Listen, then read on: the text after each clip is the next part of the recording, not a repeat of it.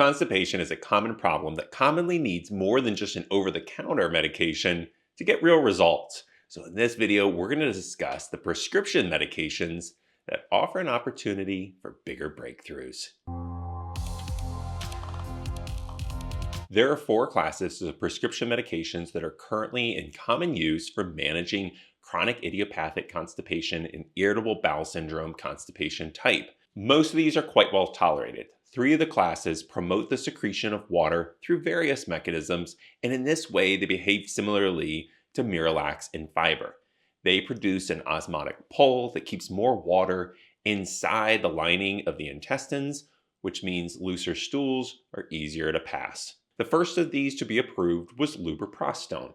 It promotes the secretion of chloride, and where chloride goes, water will have to follow. Having been around the longest, it's often first line, and many insurers will require that it is the first medication to be prescribed for these constipation illnesses. It does have some ill side effects that are dose dependent.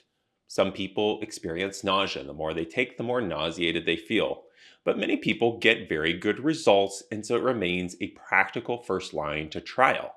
The next two agents are Linzess and Trulance, and they work through the same mechanism to induce the intestines to dump excess potassium and bicarbonate, and again, water will follow. Now, the side effect of this medication is that it can sometimes push way past the point from constipation to good normal bowel movements all the way to diarrhea. And that's an undesirable side effect. One that means about 1 in 25 patients who try Linzess will ultimately stop the therapy. But its younger brother, Trulance, seems to strike a better balance, and only about 1 in 100 patients reported that that symptom was so severe that they stopped therapy. These medications have an added benefit. They've demonstrated to also relieve the pain that is associated with irritable bowel syndrome.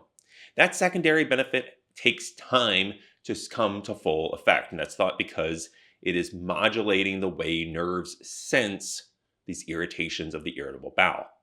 Because that takes time, we encourage patients to go a full 3 months of therapy before they give up on it.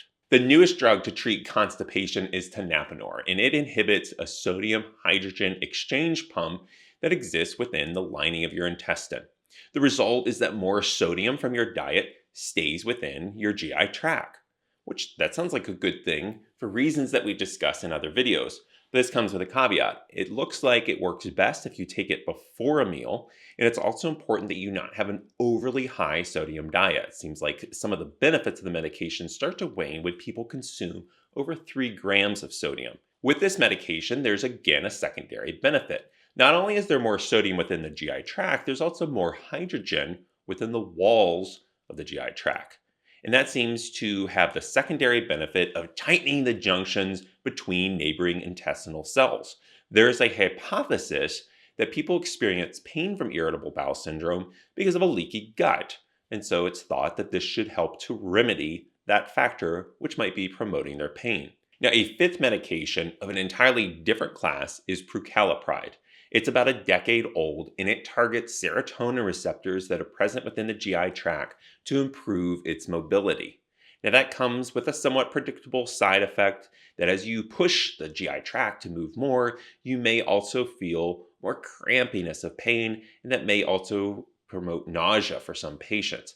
So these are some unwanted side effects. However, for many patients, it works quite well. In fact, for some, I've seen it work really well when nothing else has. But it does have another problem. Serotonin is also present within the brain, and so there can be side effects of mood disorders. So for a patient who's had severe depression, I would avoid this medication, maybe consider it once that depression had been well controlled. But it does come with a black box warning that there can be increased suicidality. Now, before you receive a prescription medication, many insurers will require that you've exhausted more simple remedies like Miralax and fiber.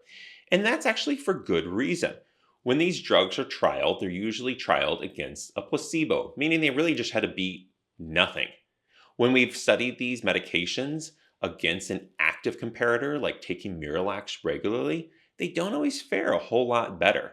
So when they work, it's really best to take those first line over-the-counter measures, and in other videos we discuss how to do that.